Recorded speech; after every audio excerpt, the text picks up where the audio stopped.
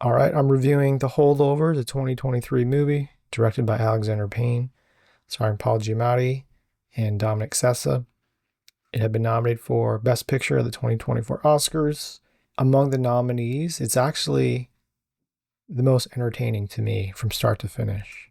I wouldn't say that it had deserved to win, but its nomination is worthy. For the longest time, I'd put off watching it.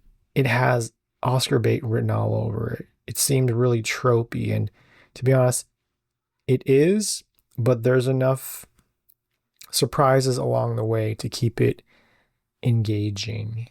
The premise is you've got your archetypical curmudgeonly teacher, Hunnam, played by Giamatti, and then your archetypical bright but maybe troubled student, played by Sessa. His character is Angus Tully. Tully is a handful of students who get left on campus at a private school over the holiday break. They're not able to go home for various reasons. Minor spoiler: early into the break, the other students they leave. They get a nice surprise. For the remainder of the break, it's just Hunnam and Tully, as well as a couple of staff, one of whom is Mary Lamb. Archetypical stern lunch lady, but she's got some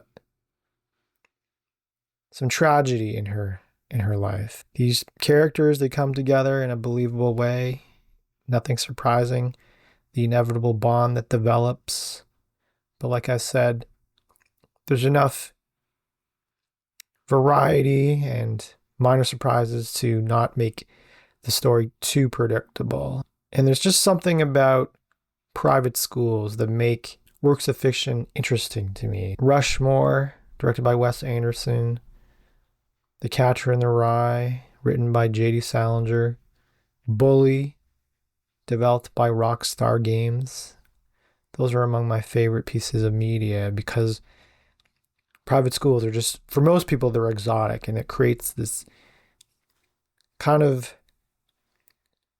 I wouldn't say like a magical world. Maybe that's too strong of a word, but something that's exotic, but still not too outside the realm of conception. And I mentioned Rushmore because I saw this trailer in theaters ahead of watching Atomic City by Wes Anderson. That was over a year ago. And I didn't actually watch this movie until a few months ago. And I thought of doing this review about a month ago, or maybe leading up to the start of the school year.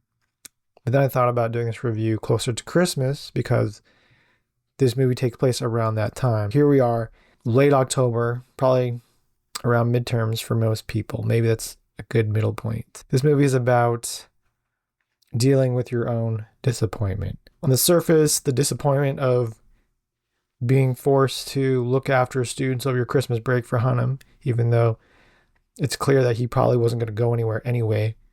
And then for Tully, the disappointment of not being able to go on a vacation with his mother and stepfather. We learn that they've got deeper disappointments and regrets. The fact that the movie takes place in 1970 really gives it an extra dimension of interest. If it was set in the present day, it wouldn't be as interesting, probably just because of the prevalence of social media and smartphones. I think a lot of their issues, a lot of their pain points and barriers and whatnot might have been resolved with technology, but who knows?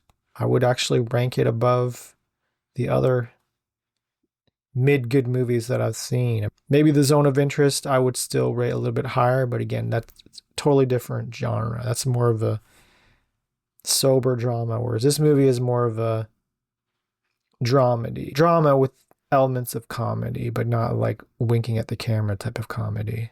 If you're not sick of school and school settings, if you don't mind a private school as being the backdrop of a movie, I recommend watching The Holdovers.